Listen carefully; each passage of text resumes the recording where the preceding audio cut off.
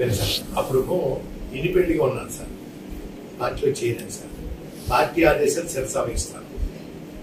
ఇప్పుడు చెప్పాను, పార్టీ ఆదేశిస్తే ఏమైనా చేస్తాను.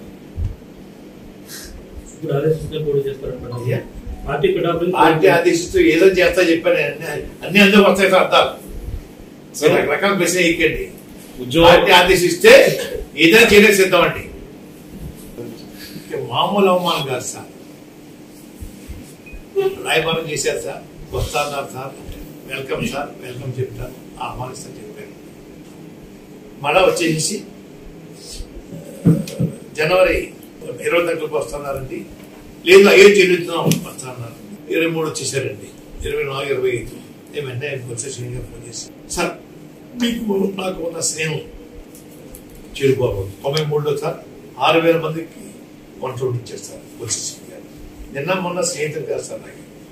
ఆ సైకిల్ ర్యాలీకి 6,000 మందికి భోజనం వండించారు సార్.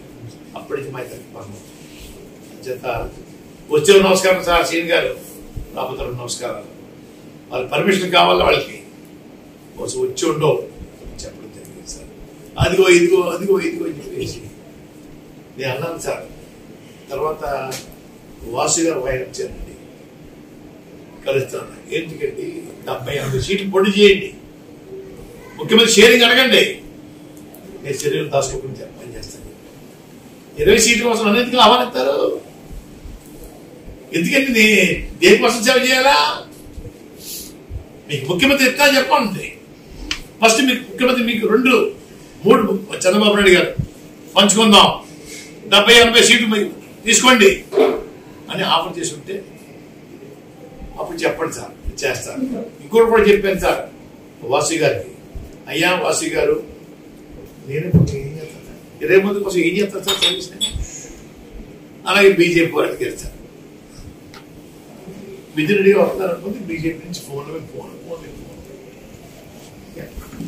అన్నానండి. నాకు మా అబ్బాయికి మన పదవులు ఇవ్వద్దు, మా కుటుంబం కోసం కాదు. మీరు 175 సీట్లు పోటీ చేస్తాను చెప్పండి, నేను పని చేస్తాను. 175 సీట్లకి మంచి హైప్ రావాలంటే చెప్పండి, నేను చెప్తాను. 3 1 స్టీల్ ప్లాంట్ ప్రభుత్వం అది ఉంచుకుంటామని చెప్పండి. 2 ప్రత్యేక హోదా ఇవ్వండి. 3 పోలవరం ప్రాజెక్ట్ మీ కేంద్రం టేకప్ చేస్తాం అని చెప్పండి. అది కూడా ప్రధానమంత్రి గారు, హోమ్ మినిస్టర్ అమిత్ షా గారు మన ఆంధ్ర వచ్చి బహిరంగ సభ చెప్పండి, మీకు సర్వీస్ చేస్తాను. 5 సీట్ల కోసం 6 సీట్ల కోసం మీరు త్యాగం చేయకండి, నన్ను లాక్కండి రోడ్డు మీద.